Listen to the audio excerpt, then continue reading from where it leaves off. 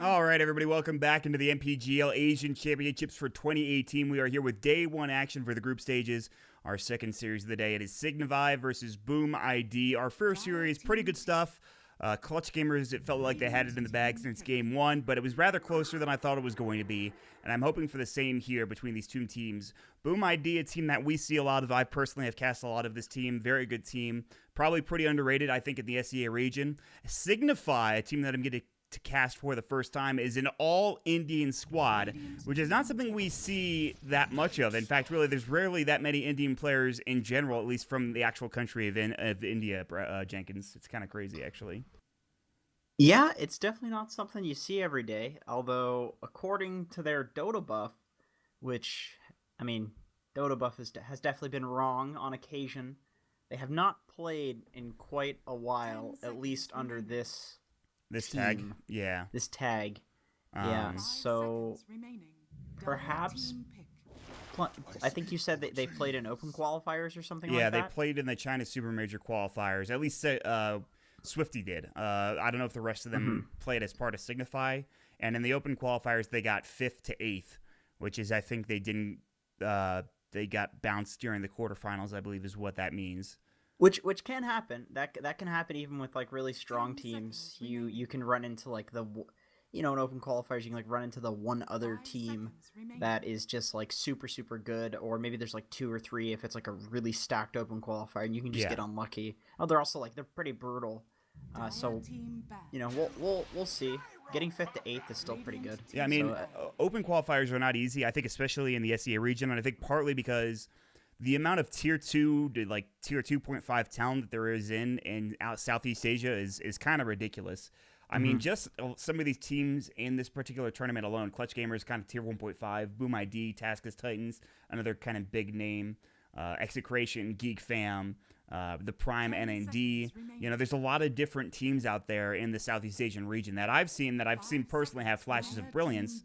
It's not an easy region to get through, especially when you're coming in from a country in India that doesn't really have that big of an esports, or at least from what I know. I don't want to make any assumptions, but you don't think of India as a big esports region, and I might be wrong about that, but it just seems like this might be the exact competition they're looking for in this particular tournament to get them some more skill. I'm pretty sure that they don't have a good esports infrastructure. The only reason that I know that, or that I think I know that, is because there's a dude in NA that is Indian, and he goes back and forth, and he says that it's not great there. Yeah. Which that's unfortunate. I think it's a country that I'm not sure how the infrastructure is in terms of the internet, but that's a big reason why a lot of these countries can't. Probably better than ours, to be honest. That's fair. Yeah, America and Canada have not really been noted for their internet. Awful. It's pretty bad. It's pretty bad.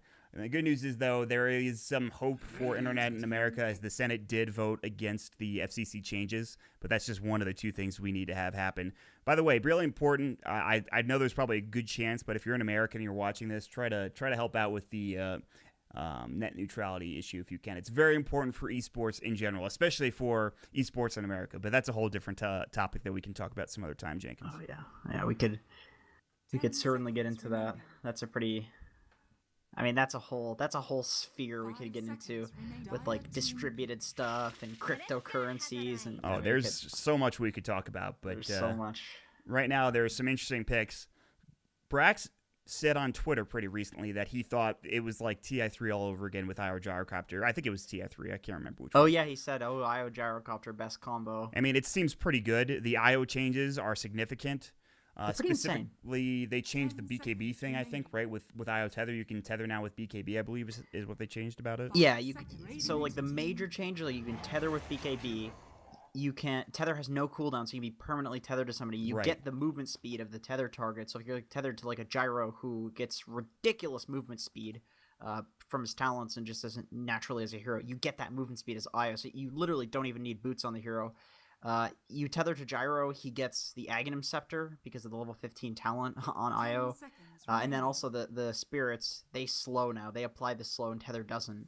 And the spirits are just insane. They also do way more damage now. Yep. So like the heroes just I mean the buffs were I don't want to say too much because like it's Dota, everything is overbuffed to the point of oblivion that everything is just good.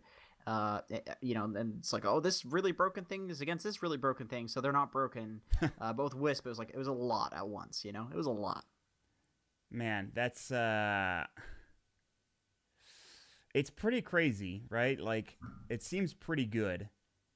This hero right now, it makes me want to play IO, despite the fact that I am not a good IO player. Now, this hero is actually, it's good, and it's a lot.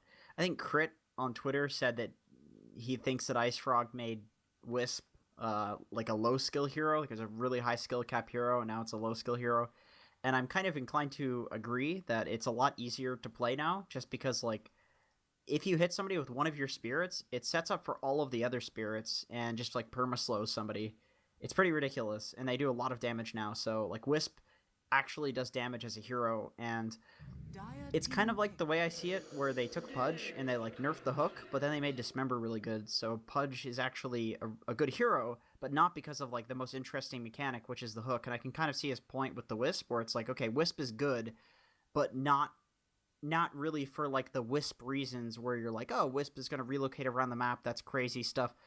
It's not really about the relocates anymore. No. Like, it's almost barely used. Like it's not like it was previously, where the relocates it was all about the relocates. Now it's just like the hero just does a lot of other stuff that's insane. That's why you used to pick the hero. You have split pushing heroes, and then you have the two heroes that are tethered, the IO and whatever, the gyrocopter in this case. They come to a fight, relocate. Big reason why that hero was picked a lot back in the day.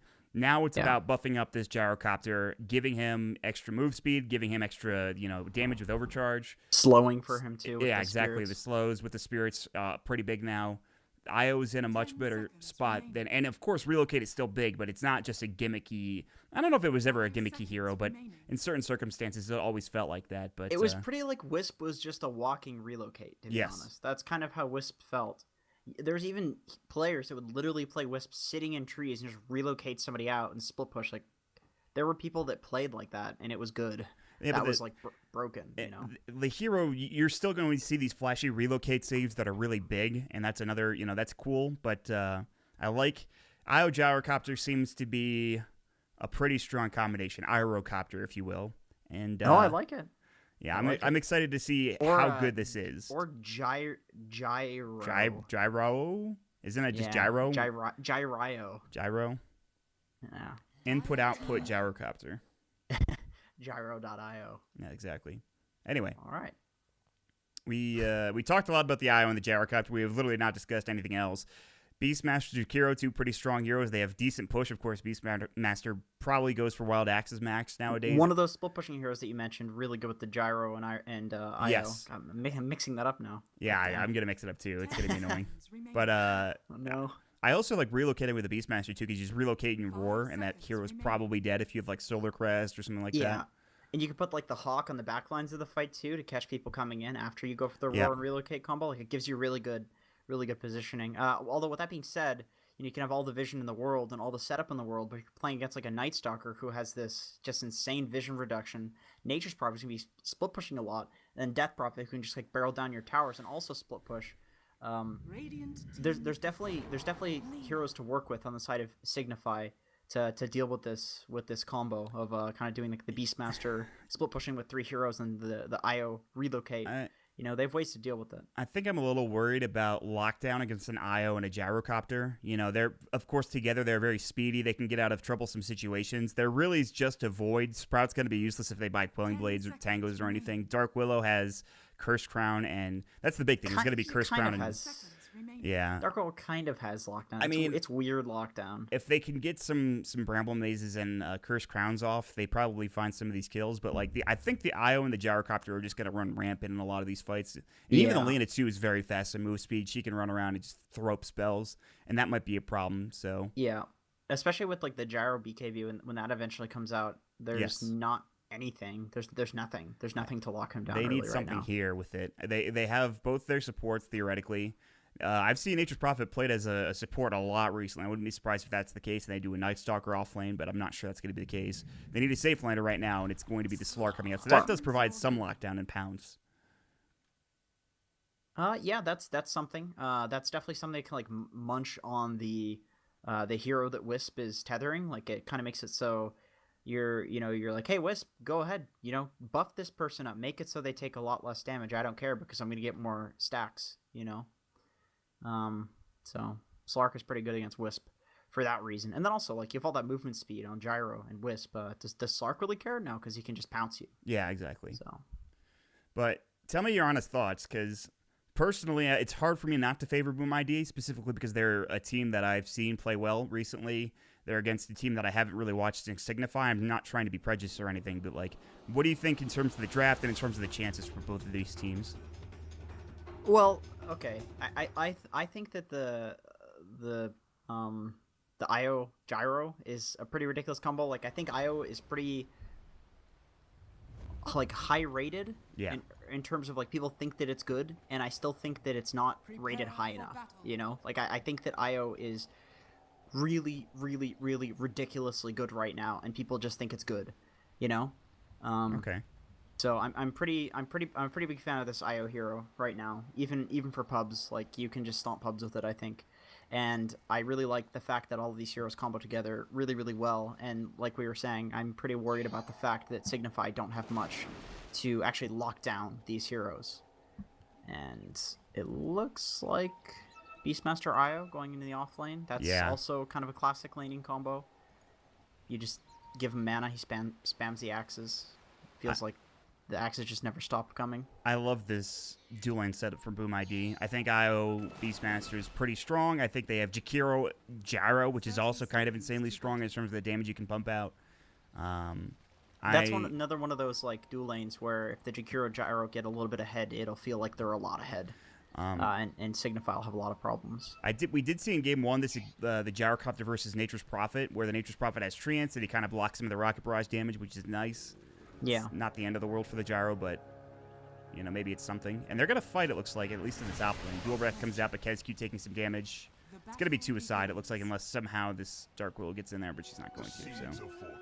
It's so hard to fight into those Treants. And then Night Stalker is, like, 4 armor hero with 2 mangoes and 5 base regen. I mean, it's just ridiculous. Like, it's really hard to fight into this lane. This is another one of those lanes where there's no particular reason where these 2 heroes combo together really well at first glance, but then you realize, oh, they're just, like, really, really efficient early game heroes that are just being thrown into the off lane. They're really, really tanky, and they hit hard. So they're just going to do well together. There's no, like, insane, like, oh, you set up for this with this. There's nothing like that. It's just like, yeah, both of these heroes are really annoying. Really tanky. That's going to be frustrating. Already the flat cannon coming out at level 1. They're going to deny some of the Treants. Signify comes in with Mr. Crowl getting off a Void. It is going to be the core Night Stalker, though, trying to get some early levels. Down bottom is, I think, going to be a troublesome lane. Blizzard already has the tower getting pushed in, so the wave... They actually glyph. They forward it. That's so annoying. So this is going to be even better, I think, because now another wave's going to come under the tower. They're already doing damage to the tier 1, so... Dude, I'm glad to see other offlaners pulling that glyphing BS. I've never seen that before, I think. That's kind of interesting. Haven't? It's really good to do on Axe when you battle hunger somebody and they try to go for a last hit and you glyph it. Oh, yeah. That's why people are... I guarantee you, if you look at this Beastmaster's history, he's got, like, about 10 Axe games. I wouldn't be surprised. In the last 20. I think Axe is insane in pubs right now. That hero's insane. Was it banned in this? Or I don't know. I have no idea. We could go back and check, but I'm not sure. I haven't seen it picked. Well, obviously in this tournament, it's just our second series, but I haven't seen it picked that much. Either it's banned a lot or it's just not picked a lot in pro games, which is, I think, not true. I think it's probably banned a lot. It wasn't really picked a lot in... MDL? MDL, yeah. It was picked 10 times and never really touched in terms of bans. I think it's one of those really strong pub heroes. He kind of gets eaten alive if he's not in a dual lane. If he has, like... He can kind of have a rough lane for the first few levels. He's really bad at last hitting you. Like Quelling Blade needed almost kind of bad until you get, like, levels in your spin. Like, he only has, like, 60 base damage, which is really bad for a strength hero. So he doesn't get the most last hits. It can feel pretty hard to get those last hits. Like, the level 1 spin can really screw you up, too. Yeah. You just get denied. It doesn't do a lot of damage, too, so it doesn't get you those last hits. I do like going level 1 Battle Hunger. I kind of like... I want to try maxing Battle Hunger just because Slacks does it, and it seems interesting, and I bet you could probably get some kills with it, but man... Zai does it. He goes Phase Boost Battle Hunger build. Does he? Yeah. That's not to say... I mean, he also does, like, ridiculous shit with Pudge, too. Like, yeah. He does some memes He's stuff. one of the crazier Euro players. Joka might be in trouble. This is going to be a Fairy Fire, Tether move speed. He has a salve, but he's dead anyway. Blizzard really chased him down. He has 7 Essence Shift stacks, and Lucas needs to get the hell out of dodge. He actually almost walked into that Bramble Maze. He's still walking around it somehow, not actually connecting on it, but that's a pretty big kill for Blizzard down in the bottom lane. Yeah, that's surprising. You don't usually see a Slark who's getting aggro dual laned with a dual lane kill somebody. Wispa, I think he actually could have salved there, but he was a little afraid it was dangerous. That the Slark would just cancel it. Yeah, exactly. So that, yeah, I thought this IO Beastmaster lane would be much better. I guess it's still pretty early where you don't have enough level in axes. You're, a melee hero, so you don't do that much. But they're actually kind of stopping the Gyro from farming top. And Mr. Crowl is. They have Alina with DD and Ned, and she's having a great time, which I guess is to be expected. I'm actually not sure who wins this matchup. I would imagine it's Lina. I'm terrible with these mid matchups. Yeah. I always go mid against like somebody who can play mid at all. Like I was playing against what does he call himself now? Eric Dong, Susie. What does he call himself? Ryoya, yeah. I was Storm and he was Lina, and I think he was like at one point he was like 4 levels ahead of me. I couldn't do anything. I thought that was a decent matchup for Storm, but it felt awful. That's okay. You're an offlaner, and that's a tough match. First of all, we played against 747 the other day when we played Battle Cup. It was not fun. He actually destroyed. I was playing Lifestealer. He was playing offlane Wind Ranger, and he absolutely destroyed me. He's really good. He's really good at Dota. Yep. It's so funny. Just feeding him relentlessly. They cut down the tree's bottom. They were looking for the Slark. He actually had to TP out. That's pretty big. That's a lot of time wasted for this. In fact, no chance is dead. The Spirits comes out. He's got Shadow Realm. He just needs to hit him with one more Spirit, and he does. The Shadow Realm does do a lot of damage, but Yoakum is fine. He doesn't have a salve. He might need to send one out, but the Courier is not back at the base, so this is a little dangerous. They glyph. Slark just walks back to the lane. That's yeah, because he TP'd out, so he can't. That's a lot of XP. Missed. Exactly. That's what I was.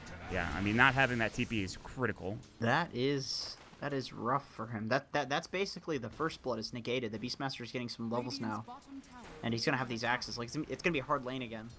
They're coming top with the Dark Willow now that she's respawned. It is nighttime, but there's a ward that is going to spot her, and in fact, it does spot her. I don't think they pinged her up, but they should know.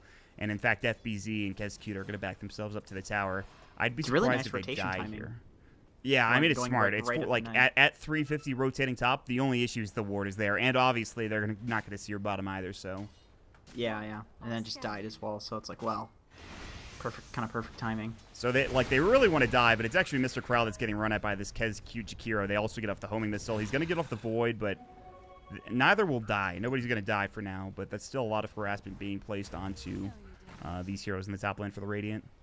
I like that they're playing the slow game up here on the side of Boom, like realizing that if they just try to run into the enemies and just duke it out, they'll lose that fight. But if they slowly get the flat cannons off and slowly whittle them down with the dual breast, like they can actually kill them if it's like a, if they're at like 40%, 60% HP, they could actually potentially go for a kill. Like if they keep them at that threshold where they're too low, to be super aggressive with like the Night Stalker, then they can actually get farm in this lane. It's arguably even better to leave them low than to kill them, so they can just farm in this with this aggro dual lane in front of them. It's going a lot better than I think I would have anticipated after the earlier stages of the game where they were kind of getting run at. Now there's 3 heroes top. It's like they're actually getting farm. This was if they had the IO rotate up, if they took a fight too, they might be able to win that one. Oh, that is true actually. I guess there's always that fear that the IO can just TP right into the tower, as we see he might do First here. Crown, are they going to dive this? This might be a heavy dive. They're not going to go for it. Homing missile hits onto Mr. Crowl, and that means that this gyrocopter will survive with no issues. He has a kill, I think, coming out right now, and the clarity. He was out of mana, but not for much longer. And he'll just flak down the wave, including the Treants. So this is suddenly pretty good for Boom ID. They have essentially Luca's getting free farm bottom now because they took the Dark Willow out of the lane, and now it's just Blizzard. The Lina is beating the DP pretty handedly by 10 CS, so even more than that, actually. It's really going well for this Boom ID team, even if they're not getting the most farm of the gyrocopter. But here comes the Night Stalker, level 3 looking for Yoakum. He does have the raindrops. The slow coming out, but the Dark Willow hits off the Shadow Realm with one more ranged auto attack for Mr. Oh, Crowl. Beastmaster has no TP. Yeah, he's dead too. The Curse Crown is going to almost certainly secure the kill, and it will. It's the tower that actually gets the last hit. That was the exact rotation they needed, because otherwise this laning phase has not been going the best for them. Yeah, that's I actually thought that was an offlane Night Stalker. That's actually Yeah, right. Okay. Wait, so the It's Nature's an Prophet's getting offlane farmed? Nature's Prophet. And it's a roaming Night Stalker, so that wasn't a core rotation. I was worried. It's like, okay, well maybe that's a core rotation, so there's an argument there, but no, just a Night Stalker offlane. Or sorry, Night Stalker. Jeez, what am I saying? Night Stalker 4 roll. Yes. I got what you were saying. I see what you're... I'm picking up what you're putting down. That's good. That's good, because I'm throwing it all over the table. No.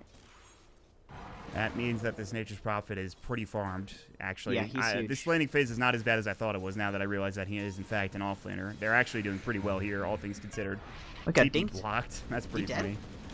Yeah, he's dead. Unless he can make the Rocket Brush didn't do enough damage. He's actually surviving because the Rocket Brush didn't do anything. I thought he would have died there. There's the treants you talked about. Yeah, exactly. Blocking the damage of the Rocket Barrage, which is pretty big. If he dies there, it's a lot of gold going the way of the gyro, but that's not the case. God, this Nature's Prophet build where people go for the just kind of like stat items with phase boots, and then they go for the double robe of Magi building into the Orchid. It just feels like this hero does so much damage. He's level 4 mod, and he does 100 and something damage. I'm not going to do that math. Well, I see what you're saying. That's a kill under no chance. By the way, you remember the triple Null Talisman build? Oh yeah, the classic. The and good then old blade days. mail. Yeah. Sometimes. Yep. It was blade mail. Yeah. Yeah, that was an interesting build. It's like, well, this hero's hitting for 200 at 10 minutes. That's pretty legit. It was so broken. He did so much damage. He already had high base damage before that, and you get triple Null Talisman for like 1,500 gold, and you're just like, I hit like a truck now. Enjoy. Yeah, and then you can't hit him because he'll just Nature's Prophet TPing mid lane. Makoto. Oh, if he survived that, I would have been shocked. They rotated almost their entire team for that kill, but they did get it, and now they might be able to put some pressure onto the tier 1 mid. That's actually like, if I see a Lina mid, a lot of the time I'll pick a Nature's Prophet off lane because Lina just can't do anything against a Nature's Prophet. You can stun out of the Sprout, but then you've used your stun to get out of Sprout, and it's so bad. And she's so squishy. It's such an easy kill. Slark actually gets a solo kill on the Wisp. He might have had an Invis rune. I'm not sure. This tower looks to fall. One maybe denied, potentially not there. Swifty does too much damage with the Death Prophet Exorcism. She's going to heal momentarily. Even if she was to get chased down, she would probably still survive. Dissolve too. That last minute of action for Signify, I think, is critical. You know, that last minute changes this game from, you know, Boom Idea are kind of getting out of control on their heroes to, okay, well, we're still on this. Although Blizzard is getting chased down and he has no Shadow Dance. He does have a Pounce, but Spirits, is it going to be enough? The axes are there, and it will be. And they actually cancel the TP, which was, I think, the DP about to come in. Yeah. I love this phase boots on Beastmaster. It's just, you do so much damage because you amplify with the axes, and then you have the medallion, which also amplifies the axes, and oh man, it just, and then also he's like he's one of the few heroes who still has that movement speed buff on his talents. Yep. Just feels like the perfect boots for this hero. Mr. Crow is in some trouble. That is a nice ice path. Not that it was pretty easy to hit. And they get the Rocket Barrage off. That's a nice kill.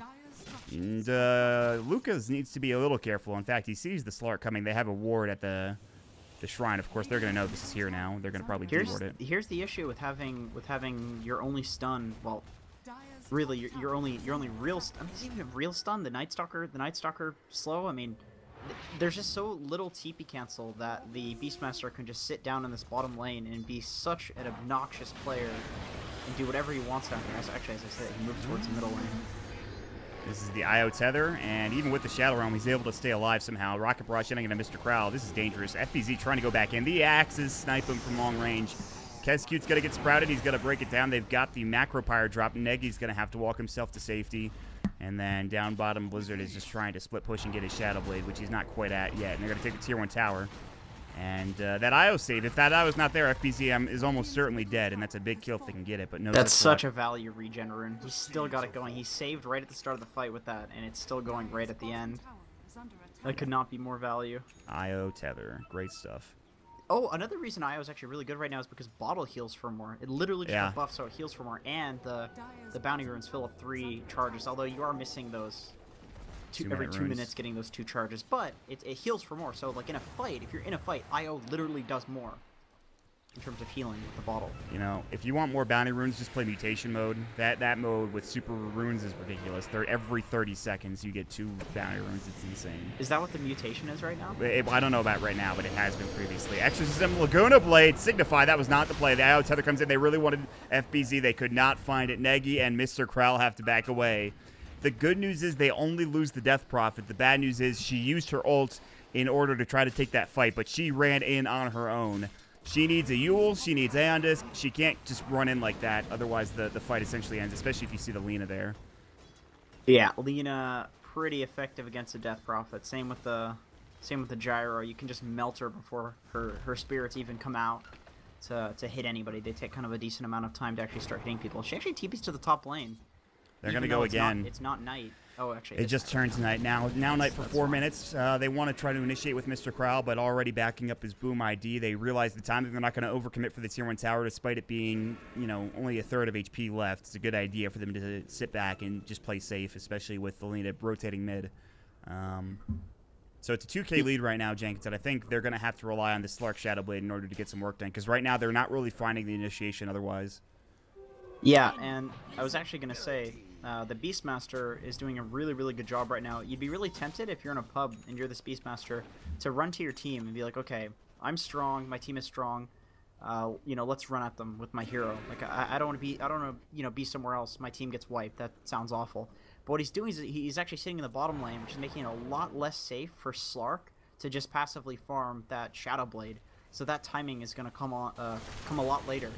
And Beastmaster basically just knowing that he can get a lot off of the map because he can just farm super quickly with those axes, and this whole area is open for him. And then he's also making it so the Slark has a lot less space to farm. And like you said, that Shadowblade timing is really, really important. Yeah. And obviously recognizing that he sits in the bottom lane and just pressures. This also means somebody has to constantly respond to this. Like, they go for a smoke right now, and the Beastmaster goes and pushes the bottom lane, and they're either forced to fight the smoke or take damage on this tower. It's like they have a choice to make here. It's a pretty good timing window for the Beastmaster. You're absolutely right about stopping the Slark getting room to farm. So now the Slark, he's playing with his team, and I don't think he really wants to do that right now. He does not want to do that. It's like so much slower. And then Boom just positions to take this bottom tower, which the Beastmaster has already set up for. It is going to be a trade. Yeah. Which actually, it's a Tier 1 and a Tier 2 for just a Tier 2 for Boom ID.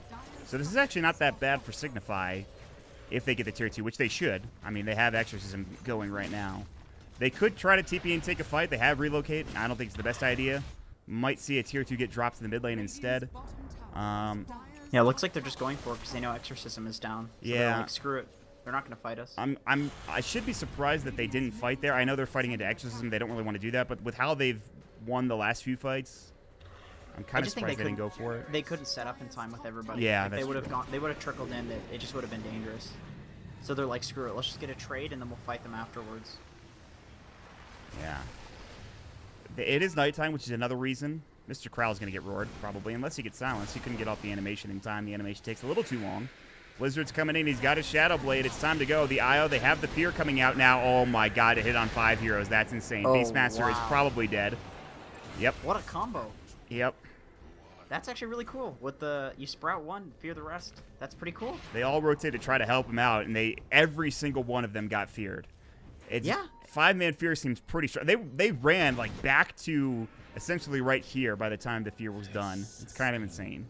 And then the sprout held one in place. Like, that's actually a super cool combo. I didn't think of it. Obviously, somebody's feared's not going to cut the sprout.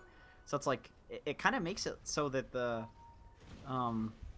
fear is kind of like a pseudo roar. Yeah. Like almost a better roar if you can get the sprout off. It's true.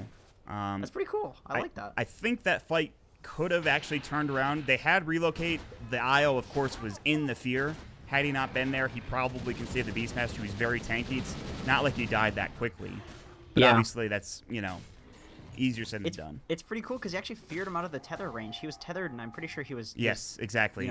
You're exactly right. Bottling and stuff. Like, that's pretty cool. I don't even... I mean, that's an interesting combo. I've never seen that before. I'm just interested to... I'm wondering if, like, that's specifically something that they set up for, or if they just, like, wanted these heroes for other reasons, and then they realized, like, oh, that's a pretty cool combo. I think it's more of the latter, where they just kind of figured out about it, in, like, when they started playing. Maybe they've played this lineup before, too, is another thing. But I wouldn't be surprised if the IO stays a little farther away now, or, like, in the back lines on a different target, because he was tethered to the Beastmaster, and I know they were thinking they could turn that fight with Relocate, but... Because other than that, does it really seem like there's not much to single target to save from on the side of Signify? Like single target lockdown. So as an IO, you're kind of like, whatever. But really, there kind of is with this combo. Well, it's something we'll have to keep in mind. I'm not sure if that's going to happen again. I wouldn't be surprised if it did. In the meantime, Beastmaster's trying to split push, although he might be in trouble. Although Mr. Kral's not going for it. I think he does have Darkness. No, it's on cooldown for 18 seconds. Maybe if they had that, they'd probably go aggressively. Where's Beastmaster's Hawk at, man? If he had a Hawk, he'd be a free... There's a free Night bat Stalker kill in the woods. Yeah. Well, I don't know. It's an easy kill. He hasn't really utilized this Roar Necro combo. He's got Necro 2 now.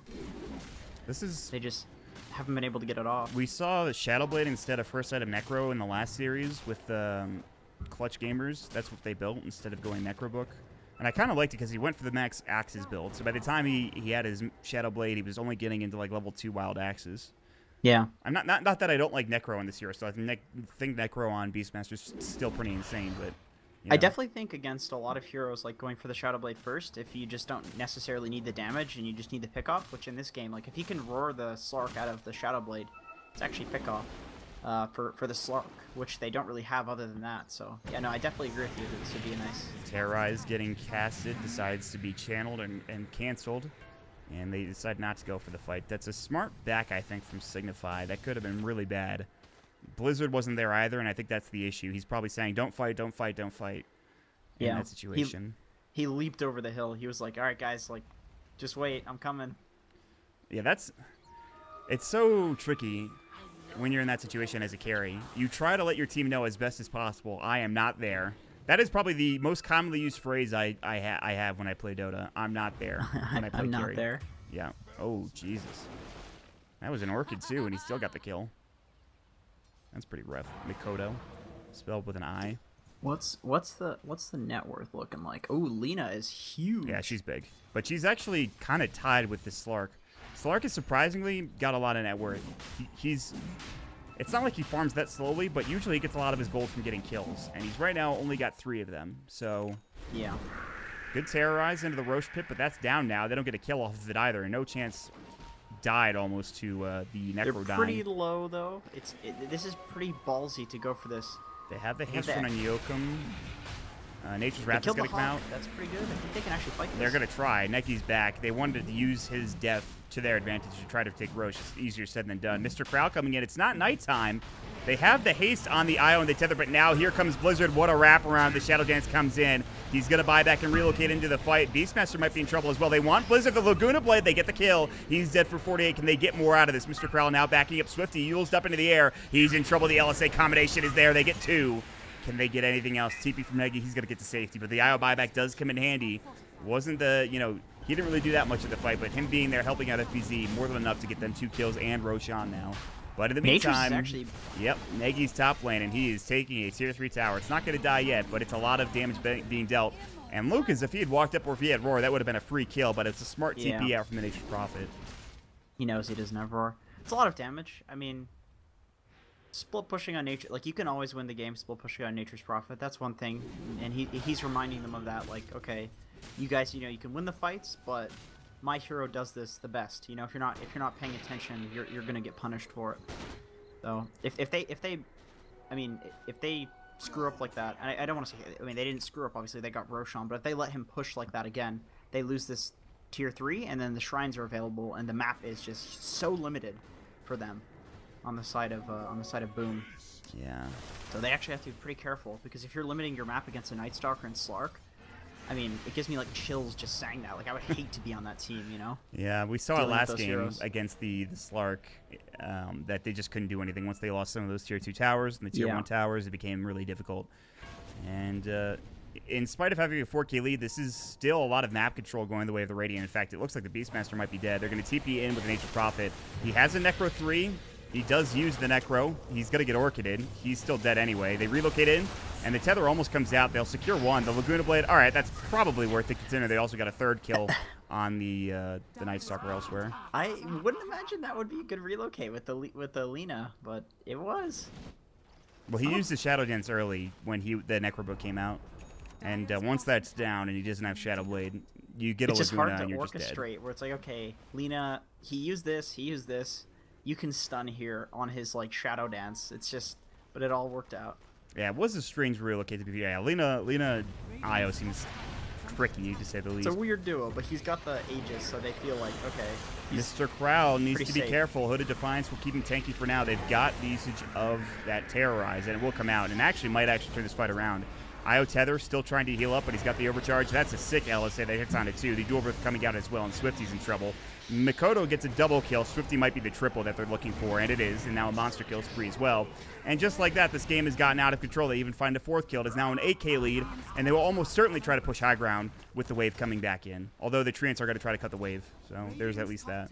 Every time I look at this Lina, he has an inventory that's like, all right, that's a reasonable inventory, and then he's like sitting on 4,000 gold. It's like, wait a minute, that's a lot of money. You know? He just likes to have cash. I understand, you know? It's because he's just killing everybody. It's true. He has 6 kills and 3 assists. That's he's been involved in 9 of the 16 kills on his team. This Rax is dead. They can't buy back on... I mean, they could buy back on the DP, but the Nature's Prophet wasn't there anyway. They did have Exorcism, but that is a... God, Lina pushes so quickly, especially when you beast faster. He might... Yeah, they're going to go back in. Mr. Krau's just dead at... I mean, this Night Stalker is just... Even with how tanky he is, with how much HP and a Hooded Defiance, he still dies pretty much instantly. They get the Pound Leash, but Blizzard needs to be careful. They actually get off the IO Tether. I cannot believe Makoto is alive right now. Exorcism will go. It's not going to last for long, though. This isn't going to be enough damage, and Swifty's dead. And that'll probably be it for this game.